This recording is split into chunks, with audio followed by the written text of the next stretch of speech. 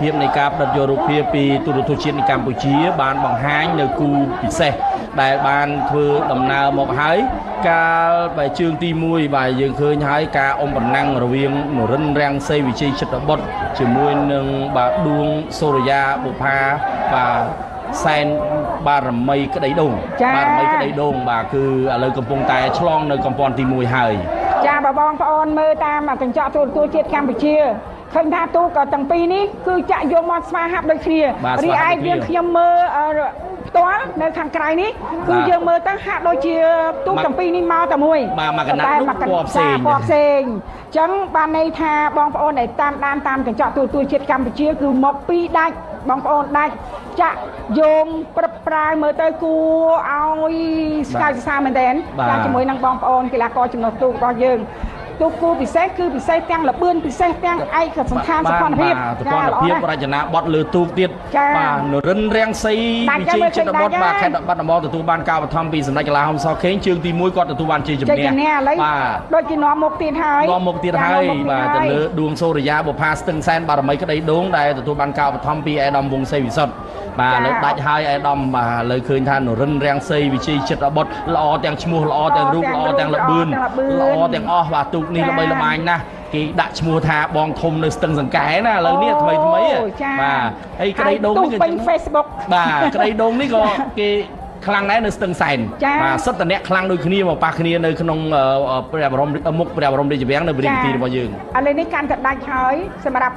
នរិនរាំងសីវិជ័យចិត្តបុត្រដែលទទួលបានការឧបត្ថម្ភពីសម្ដេចកលាហោមសខេង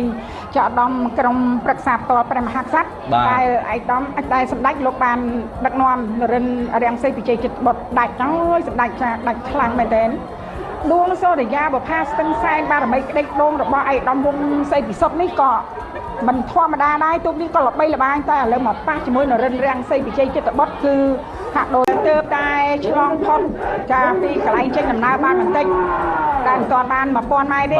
ចាំមកទន្ទឹមនឹងកងពាន់ទី1ទើបបាន1000ម៉ែត្រចា1000ម៉ែត្រដោយសារតែទីបណ្ដាំរបស់យើងនោះមានចម្ងាយដល់ទៅ1700ម៉ែត្រឯណោះបាទហើយយើងឃើញថាសម្រាប់ខ្សែទៅខាងក្រៅក៏កំពុងតែរមុខបន្តិចបន្តួចពីគូប្រកួតរបស់ខ្លួនបាទប៉ុន្តែយ៉ាងណាក៏ដោយគឺយើងអាចនិយាយបានថាបដាមអសងគ្នាបាទសម្រាប់ខ្សែទៅខាងក្នុងនៅចំណុចខាងក្រៅបាទត្រង់ឆ្ងាយនៅឡើយបាទអញ្ចឹង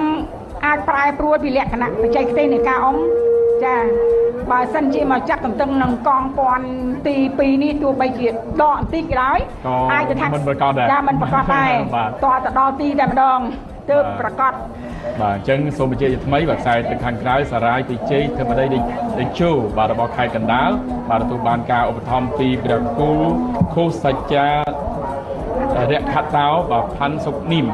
បាទចំណែកឯខ្សែទឹកខាងក្នុងចៅពេជ្រកុមារបុប្ផាជ្រោយថ្មបាទទទួលបានការឧបត្ថម្ភពីលោកជំទាវលៀងវិឆេងបាទហ៊ុនណេងនិងអាដាមនេសាវឿនបាទនិងលោកជំទាវអ្នកអង្គការអានម៉ាឌីបាទអង្គការថនថាវីនិងលោកជំទាវបាទចាខ្សែទឹកខាងក្នុងហើយហាក់ដូចជាដកបន្តិចហើយចៅពេជ្រកុមារបុប្ផាជ្រោយថ្មមកពីវត្តសុតថារាមបាទចាសទស្សនារាមបឹងកុកកំពង់ចាមចាទូកនេះមានកេរ្តិ៍ឈ្មោះរបស់សម្លេងណាហើយបងប្អូនយើងដែល